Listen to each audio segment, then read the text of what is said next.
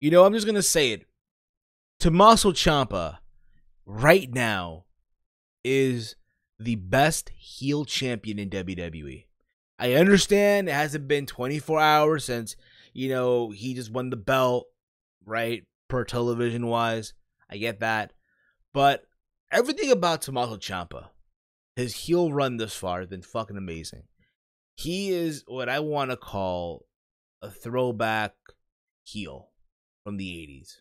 What a heel is supposed to be like. Someone that when he go out to the ring has literally no music, right? People are booing him left and right, chanting, "You suck, fuck you, Ciampa, asshole." You kind of get the idea, right? And the way he just carries himself, his demeanor. The guy has no merch on WWE Shop.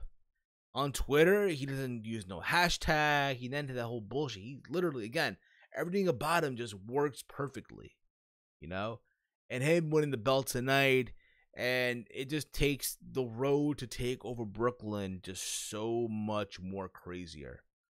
Overall, I thought NXT tonight for July 25th, 2018 was a pretty good show with a very awesome main event between Aleister Black and Tommaso Ciampa for the NXT Championship. And again, we're on the road to SummerSlam. While the main roster is struggling with Raw and SmackDown to get you motherflowers excited for SummerSlam, that is, the people in NXT, the writers of NXT, the creative team in NXT are just hitting home runs right now as we're on the road to TakeOver. But you know what? I always say that, and I understand that shit. I said the same thing while they were doing TakeOver War Games. I said the same thing during TakeOver Philadelphia. I said the same thing during TakeOver New Orleans, TakeOver Chicago, TakeOver Brooklyn 4. In the words of Nate Diaz, I'm not surprised, motherfucker. Not surprised. Not fucking surprised. But that's my honest opinion. I, as always, want to hear from you in the comment threads of this video. Give me your thoughts on this week's episode of NXT. Did you like this show? Did you not like this show? Are you excited that Ciampa is now the NXT champion, and where do you see all of this going? Keep this in mind. I'm going to be honest, okay? I'm going to be completely honest with all of you. Keep it 100.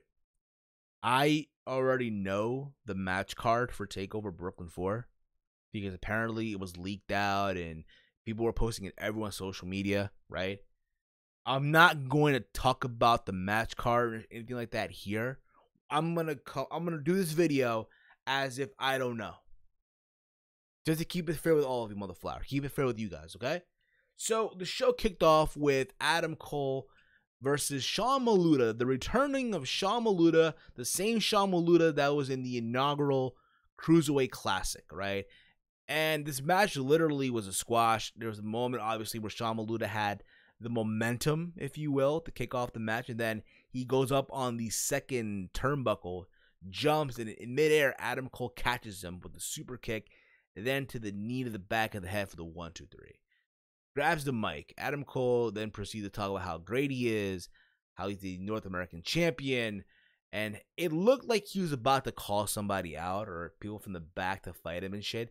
Ricochet comes out. As you all know, last week, Ricochet made his intentions clear that he wants a shot at Adam Cole in that North American title, right? He talked about how close he was to take over New Orleans to become the first North American champion.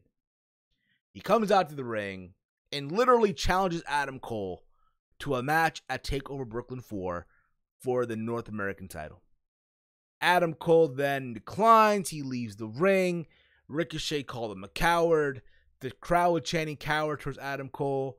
Ricochet does a little flip in the ring into the back to, something like that. And people were going crazy for that. The Undisputed Era, Kyle O'Reilly and Roderick Strong come out to, I guess, even the odds here, right? And it looked like they were going to go into the ring and attack Ricochet, because why the hell would they not, right? You think about it, Adam Cole, the way he's been booked, he's the idea supposed to be a chicken shit heel that finds a way to escape, right? So why would he not, along with Kyle O'Reilly and Roderick Strong, why would they not go back into the ring to attack Ricochet? And it looked like they were, and then out of nowhere, the War Raiders showed up to even things out, right? So it's like, yeah, I'm not the only one that have friends. I got friends in all different places and shit. And the War Raiders, they're there, they arrive. The Undisputed Era trying to escape through the crowd. And then, while they're in the crowd, they bump into Mustache Mountain, Tyler Bate, and Trent Seven. As you all know, I want to say a couple weeks ago, the Undisputed Era defeated Mustache Mountain for the NXT Tag Team titles. And there was this brawl. And I'm just going to say, I know I said it last week, but just imagine the idea of Adam Cole and Ricochet in Brooklyn for that North American title.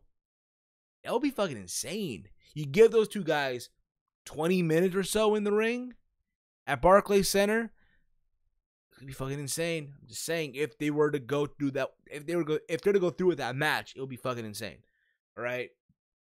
From there, we get the contract signing for the NXT Women's title between Shayna Baszler and Kairi Sane. As you all know, Kairi Sane last week won a Fatal 4-Way to become the #1 contender. William Regal reads the contract how it's the rematch from the Mae Young Classic. Shayna Baszler then goes to correct William Regal. No, it's not, because apparently, and it's true about it when you think about it, a couple months ago, Shayna Baszler defeated Kairi Sane. Then she goes on to say that how she is now a different wrestler. She's a different fighter. Unlike Kairi Sane, who still lives off the pad, and she's done nothing thus far, Shayna Baszler has been tearing it up, beating literally every woman on the roster. She's now the champion. And Kairi Sane just kept on saying, I'm going to beat you in Brooklyn. You know it and I know it. And they both signed the contract, and Shayna Baszler walks away. I don't know about you guys, but for me at least, and I said this on Twitter, at HeelSteven, by the way. I said this on Twitter, that it reminded me a lot. The whole segment of the contract signing, the way the cameras were played, the quality of the video, what have you. It reminded me a lot of a porn scene that you would see on Bang Bros, or you would see on Brazzers, or Brazers, however you want to pronounce it. It had that aura to it, that vibe, if you will, right? It just did, right? I'm not saying it was bad. I just thought it was kind of funny, if you will. But that was that. Then later on, you see Shayna Baszler walking, I guess leaving Full Sail, what have you. She gets bumped into, or she literally, interacts, if you will, with Candice LeRae, because the whole thing is, well, Shayna Baszler went on to mention that, Candice LeRae, should be at home being a housewife, joining Organo and stuff like that. And I guess Candice got offended by all this. Like, they're about to brawl, but she got, I guess someone was holding her back, if you will.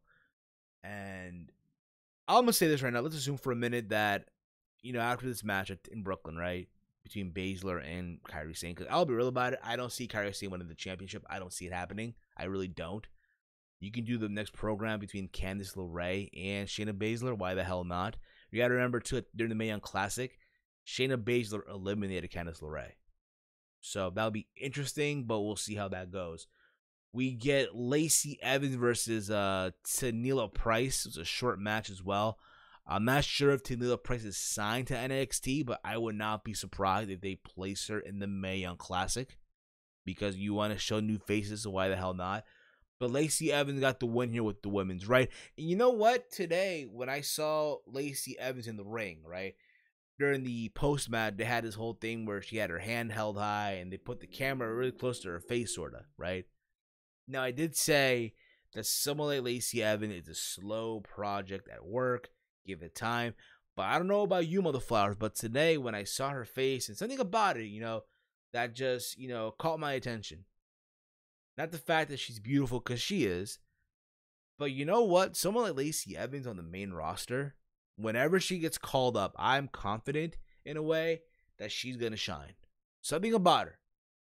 You know what I mean? But we'll see how that goes down the road.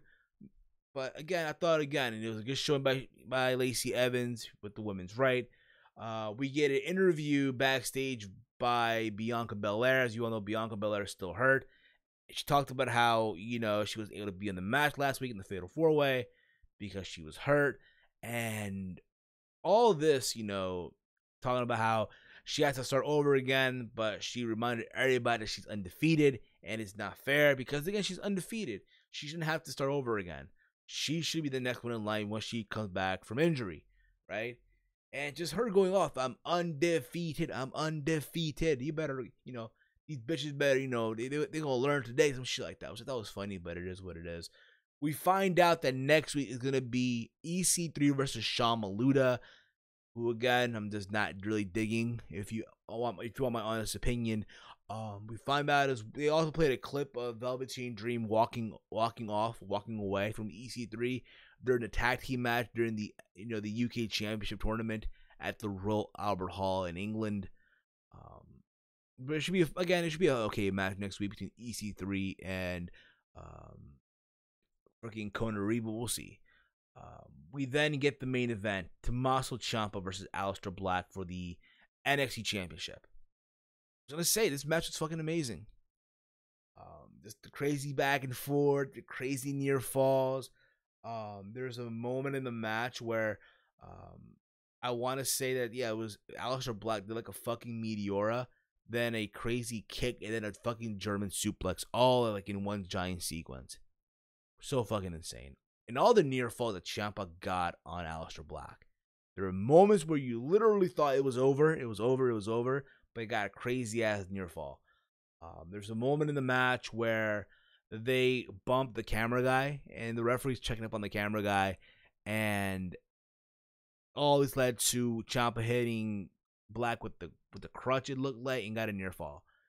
All this led to literally Tommaso Ciampa snapping to the point where he went out to the outside of the ring and exposed the concrete that was covered by the fucking padding outside. And there's a moment where Aleister Black, like, he hits Ciampa, and Ciampa bumps the referee, and the referee falls on the concrete. Ciampa has to fade the Black. There's no referee for the 3 count. And all this led to Ciampa grabbing the NXT title, ready to attack Aleister Black with it. Because again, you got to think about this, right? If you're talking about Ciampa, you literally hit everything you could on Aleister Black, and Black was still kicking out. What the fuck? So all this led to Johnny Gargano running to the ring and super kicks Tommaso Ciampa. He tries to take the belt away from Ciampa. They're doing a tug of war, and in the process, Gargano unintentionally hits Black with the championship, and then Ciampa throws Johnny Gargano out of the ring, and then Tommaso Ciampa hits a finisher on Aleister Black for the 1-2-3, and in a shock that no one saw coming, people were in disbelief, Tommaso Ciampa is now the NXT champion. And people in Full Sail, when that happened, it's like someone died. It's like you could literally hear a pin drop at Full Sail University. That's how crazy it was. People were in disbelief. Mauro Ranallo here at the same time was like showing how emotional this shit was, how crazy it was. The fact that Ciampa, the new champion, it's the new day, it's a new dawn. How dare this even happen? That's what I love about Mauro, is that Mauro can get very emotional with stuff, and I like that about him. But yeah, I'll be real about it too. A part of me thought when the whole thing went down, right, when the news came out that it would be Tommaso Ciampa versus Aleister Black for the championship, that hey, maybe Gargano would cost Ciampa the championship, but they didn't go that way. And again, just all that being said, it's crazy. It's crazy. Tommaso Ciampa is now NXT champion. He's now the 14th NXT champion, and we'll see where this goes. At the same time, I know it's gonna happen, but again, I'm coming off in this recording like I don't know. Okay, keep that in mind. But nonetheless, it was a fun match. Crazy spots here. NXT tonight, I felt like again was a good show with a great main event, and they're continuing the build to take over Brooklyn 4 coming up as we're on the road to SummerSlam weekend. Mother Flowers, I as always again want to hear from you in the comment thread of this video. Give me your thoughts on this week's episode of NXT. Did you like NXT this week? Did you hate it? Your thoughts on Ciampa becoming the new champion? All that fun stuff. Follow me on Twitter at HeelSteven, where I tweet throughout all these shows: Raw, SmackDown, NXT, Impact, pay-per-views. You name it, it is what it is. I do it all. And if you're new to this channel, hit that sub button down below. Give this video a big old thumbs up. And share this video through your entire social media. As always, hate, comment, and subscribe. Until next time, Mother Flowers. It's me, it's Steve, and I'm out. Peace out, Mother Flowers.